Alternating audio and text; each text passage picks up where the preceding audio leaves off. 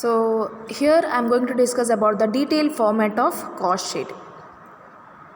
So this is about the detailed format of cost sheet.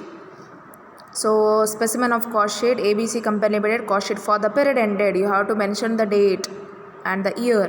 Then production, you have to mention production in terms of units. How much units have been produced, that you have to mention in order to know the cost of the actual unit which have been produced. So there are how many columns? Elements. Then this is for the inner calculation. This is the units column, total cost column, and cost per unit column in terms of rupees. This is in terms of units, number of units which product have been produced, and here it is recorded in terms of rupees. So now detail format alli just recall the simple format. ಫಸ್ಟಿಗೆ ನೀವೇನು record ಮಾಡ್ತಾ ಇದ್ದೀರಿ? Direct items ಬಂದಾಗ first ಯಾವುದು? Direct material consumed, cost of direct material. ಕೆಲವೊಮ್ಮೆ direct materials ಅವರೇ ಕೊಟ್ಟಿರ್ತಾರೆ, direct ಅಮೌಂಟೇ ಕೊಟ್ಟಿರ್ತಾರೆ. ಕೆಲವೊಮ್ಮೆ ನಮಗೆ ಗೊತ್ತಿರೋದಿಲ್ಲ. ಸೊ ಆಗ ನೀವೇನು ಮಾಡಬೇಕು? ಈ ಅಡ್ಜಸ್ಟ್ಮೆಂಟ್ ಕೊಟ್ಟಿರ್ತಾರೆ. ಏನು adjustment? Opening stock of raw materials ಅಂತ ಹೇಳಿದರೆ ಕೆಲವೊಮ್ಮೆ ನಿಮಗೆ ಸಂದರ್ಭ ಬರ್ಬೋದು. ಏನು? ಈ ಪ್ರೊಡಕ್ಷನ್ ಮಾಡುವಾಗ ಮೆಟೀರಿಯಲ್ಸ್ ನೀವು ನಿಮ್ಮಲ್ಲೇ ಇರಬೇಕಂತ ಏನಿಲ್ಲ, ನೀವು ಹೊರಗಡೆಯಿಂದ ಪರ್ಚೇಸ್ ಮಾಡಬೇಕಾಗ್ತದೆ, ಸಪ್ಲೈರಿಂದ ಔಟ್ಸೈಡಿಂದ ಪರ್ಚೇಸ್ ಮಾಡಬೇಕಾಗ್ತದೆ. ಸೊ ಆಗ ಔಟ್ಸೈಡಿಂದ ನೀವು ಪರ್ಚೇಸ್ ಮಾಡಿಟ್ಟ ಪ್ರೊಡಕ್ಷನ್ಗೆ ಯೂಸ್ ಆಗದೆ ಕೆಲವೊಮ್ಮೆ ಮೆಟೀರಿಯಲ್ಸ್ ಹಾಗೆ ಉಳಿದಿರ್ತದೆ. ಆ ಮೆಟೀರಿಯಲ್ಸನ್ನು ಫಸ್ಟ್ ನೀವು ಖಾಲಿ ಮಾಡಬೇಕು. So opening stock of raw materials plus ಅದು ಸಾಕಾಗೋದಿಲ್ಲ, ಯಾಕಂತ ಹೇಳಿದ್ರೆ ನಂಬರ್ ಆಫ್ ಪ್ರಾಡಕ್ಟ್ಸ್ ಜಾಸ್ತಿ ಪ್ರೊಡಕ್ಷನ್ ಮಾಡಬೇಕು. ಸೊ ಹಾಗಾಗಿ ಎಕ್ಸ್ಟ್ರಾ ಮೆಟೀರಿಯಲ್ಸ್ ಕೂಡ ನೀವು ಪರ್ಚೇಸ್ ಮಾಡಬೇಕಾಗ್ತದೆ ಹೊರಗಡೆ. ಸೊ ಏನು ಮಾಡಿ? Add purchase of materials. Concept ಕರೆಕ್ಟಾಗಿ ಅರ್ಥ ಮಾಡ್ಕೊಳ್ಳಿ. Add purchase of materials. Next ಏನು ಮಾಡಬೇಕು? Transfer from other department. ಬೇರೆ ಡಿಪಾರ್ಟ್ಮೆಂಟಲ್ಲಿ ಎಕ್ಸ್ಟ್ರಾ ಉಳಿದಿರುವಂಥ ಮೆಟೀರಿಯಲ್ಸ್ ಕೂಡ ಅವರು ಕಳಿಸಿದ್ದಾರೆ, ಪುನಃ ಆ್ಯಡ್ ಮಾಡಬೇಕದು. ಏನು ಇಲ್ಲಿ ಮೆಟೀರಿಯಲ್ಸಿಗೆ ಸೇರ್ತದಲ್ವ. So transfer of from other department or job etcetera it has to be added.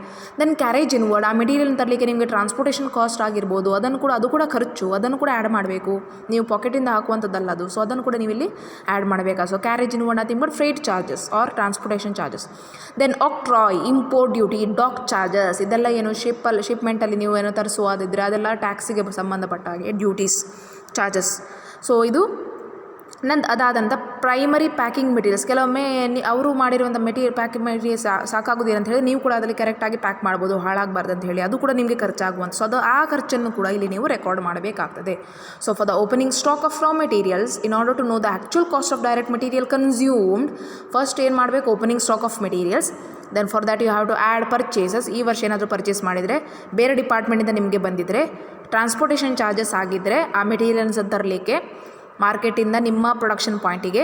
Then tax ಏನಾದರೂ ಚಾರ್ಜಸ್ ಮಾಡಿದರೆ, ಪ್ಯಾಕಿಂಗ್ ಚಾರ್ಜಸ್ ಏನಾದರೂ ಇದ್ದರೆ ಅದನ್ನೆಲ್ಲ ಏನು ಮಾಡಬೇಕು? ಆ್ಯಡ್ ಮಾಡಬೇಕು. This is to be added. Next ಬರುವಂಥದ್ದು ಡಿಡಕ್ಟ್. ಏನೆಲ್ಲ ಐಟಮ್ಸನ್ನು ಡಿಡಕ್ಟ್ ಮಾಡಬೇಕು? So less and minus transfer to other department. ನಿಮ್ಮಲ್ಲಿರುವಂಥ ಮೆಟೀರಿಯಲ್ಸ್ ಬೇರೆ ಡಿಪಾರ್ಟ್ಮೆಂಟ್ಗೆ ನೀವು ಟ್ರಾನ್ಸ್ಫರ್ ಮಾಡಿರ್ಬೋದು, ಅದನ್ನು ಏನು ಮಾಡಬೇಕು? ಡಿಡಕ್ಟ್ ಮಾಡಬೇಕು. ನಿಮಗೆ ಬಂದರೆ ಆ್ಯಡ್, ಸಿಂಪಲ್. ನಿಮ್ಮಿಂದ ಹೋದರೆ ಡಿಡಕ್ಟ್ ಅಷ್ಟೇ. ಸೊ ಮೆಟೀರಿಯಲ್ ಲಾಸ್ಟ್, ಮೆಟೀರಿಯಲ್ಸ್ ಇತ್ತು ಬಟ್ ಏನಾಗಿದೆ? ಡ್ಯಾಮೇಜ್ ಆಗಿದೆ, ಅದನ್ನು ಯೂಸ್ ಮಾಡೋ ಕಂಡೀಷನ್ ಇರಲಿಲ್ಲ, ಅದು ಕೂಡ ಲಾಸ್ ಆಯ್ತಲ್ಲ, ಅದನ್ನು ಯೂಸ್ ಮಾಡಲಿಕ್ಕೆ ಆಗೋದಿಲ್ಲ ಅಂತ ಹೇಳಿ ನಿಮಗೆ ಅದು ಲಾಸ್ ಅಲ್ಲ. ನೀವು ಅದಕ್ಕೆ ಖರ್ಚು ಅಮೌಂಟ್ ಕೊಟ್ಟು ನೀವು ತರಿಸಿರ್ತೀರಲ್ಲ, ಅದು ಕೂಡ ಖರ್ಚು, ಅದು ಕೂಡ ನಿಮಗೆ ಲಾಸ್. ಸೊ ಅದನ್ನೇನು ಮಾಡಬೇಕು? ಡಿಡಕ್ಟ್ ಮಾಡಬೇಕು. Then material sold. ನಿಮ್ಮಲ್ಲಿ ಮೆಟೀರಿಯಲ್ ನೀವು ಅದನ್ನು ಯೂಸ್ ಮಾಡಲಿಲ್ಲ, ಬಟ್ ಏನು ಮಾಡಿದ್ದೀರಾ? ನೀವು ಅದನ್ನು ಆ ಮೆಟೀರಿಯಲನ್ನು ಸೇಲ್ ಮಾಡಿದ್ದೀರ, ಮೆಟೀರಿಯಲ್ ಖಾಲಿ ಆಯ್ತಲ್ಲ. ಸೊ ಅದು ಕೂಡ ನೀವೇನು ಮಾಡಬೇಕು? ಡಿಡಕ್ಟ್ ಮಾಡಬೇಕು. Then return outwards. ನಿಮಗೆ ಬಂದಿರುವಂಥ ಮೆಟೀರಿಯಲ್ಸ್ ಏನೋ ಒಂದು ಡಿಫೆಕ್ಟ್ ಇತ್ತು ಅಂತೇಳಿ ನೀವು ರಿಟರ್ನ್ ಮಾಡಿದರೆ ಸಪ್ಲೈರಿಗೆ, that has to be also deducted, return outwards. Then closing stock.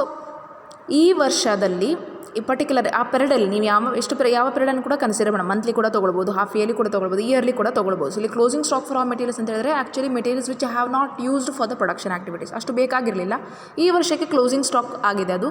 Next ನೀವು ಪ್ರೊಡಕ್ಷನ್ ಸ್ಟಾರ್ಟ್ ಮಾಡುವಾಗ ಆ ಮೆಟೀರಿಯಲ್ಸನ್ನು ಫಸ್ಟ್ ಯೂಸ್ ಮಾಡಿದೆ, that becomes on opening stock of material. So ಇಷ್ಟನ್ನು ನೀವು ಆ್ಯಡ್ ಲೆಸ್ ಮಾಡಿದರೆ, ಎಲ್ಲ ಐಟಮ್ಸ್ ಕೊಡಬೇಕಂತ ಏನಿಲ್ಲ, ಕೆಲವೊಂದು ಐಟಮ್ಸ್ ಕೊಡ್ಬೋದು, ಕೆಲವೊಮ್ಮೆ ಕೊಡದೇ ಇರ್ಬೋದು, ಕೆಲವೊಮ್ಮೆ ಡೈರೆಕ್ಟ್ ಅಮೌಂಟ್ ಅವರೇ ಕೊಟ್ಟಿರ್ಬೋದು. ಡೈರೆಕ್ಟ್ ಮೆಟೀರಿಯಲ್ ಕನ್ಸ್ಯೂಮ್ 10,000 ಅಂತ ಹೇಳಿ ಕೊಟ್ಟಿರ್ಬೋದು ಅವರೇ, ಆಗ ನೀವು ಕ್ಯಾಲ್ಕುಲೇಟ್ ಮಾಡೋ ಅಗತ್ಯ ಇಲ್ಲ. ಗೊತ್ತಾಯ್ತಲ್ಲ. ಸೊ ಫಸ್ಟಿಗೆ ಡೈರೆಕ್ಟ್ ಮೆಟೀರಿಯಲ್ ಎಷ್ಟು ಕನ್ಸ್ಯೂಮ್ ಆಗಿದೆ, some items be added, some items be deducted. You will come to know what the cost of direct material consumed ಎಷ್ಟು ಅಂತ ಹೇಳಿ ನಿಮಗೆ ಗೊತ್ತಾಗುವಂಥದ್ದು. Next will be the direct wages. After material the next item is direct wages. Labour ಅಂತ ಹೇಳಿದರೆ direct items labour ಯಾರು? Who is directly working with the product. See for example furniture ಮಾಡೋದಲ್ಲಿ carpenter, ಮರೆ ಕೆತ್ತನೆ ಮಾಡುವವ, ಆಚಾರಿ ಅಂತ ನೀವೇನು ಹೇಳ್ತೀರಾ, ಅವ್ನು ಡೈರೆಕ್ಟಾಗಿ ಇನ್ವಾಲ್ವ್ ಆಗಿರ್ತಾನೆ. ಅವನಿಗೆ ನಾವೇನು ಕೊಡ್ತೇವೆ? ವೇಜಸ್ ಕೊಡ್ತೇವೆ. Is directly involve. That amount paid to him is direct wages, also called as productive wages.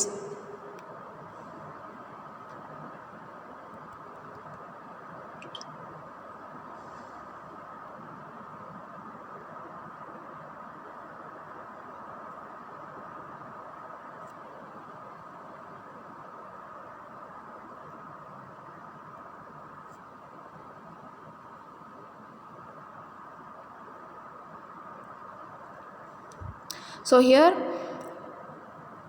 Prime direct wages ಆದಮೇಲೆ ನೆಕ್ಸ್ಟ್ ಏನು ಮಾಡಬೇಕು, direct expenses other than direct material ಮತ್ತು ಡೈರೆಕ್ಟ್ ಲೇಬರ್ ಬಿಟ್ಟರೆ ನೆಕ್ಸ್ಟ್ ಏನು ಮಾಡಬೇಕು, ಡೈರೆಕ್ಟ್ ಎಕ್ಸ್ಪೆನ್ಸನ್ನು add ಮಾಡಬೇಕು. The total will be called as prime cost.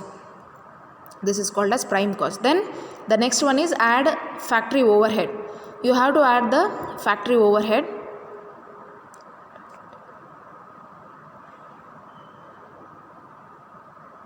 So for factory overhead, the next items to be added is factory overhead. Factory overhead next ಬರುವಂತೆಲ್ಲ ಏನು indirect items. Indirect items ನಾವೇನಂತ ಕರಿತೇವೆ, over heads ಅಂತ ಹೇಳಿ ಕರಿತೇವೆ. So department wise 3 department ಉಂಟು, ಒಂದು factory, office ಮತ್ತು selling. So ಹಾಗೆ ಫ್ಯಾಕ್ಟ್ರಿಗೆ ಬನ್ನಿ. ಫ್ಯಾಕ್ಟ್ರಿಲಿ ಏನು ಕೆಲಸ ಆಗ್ತದೆ, production activities. So production activities ಬಂದಾಗ ಇಂಡೈರೆಕ್ಟ್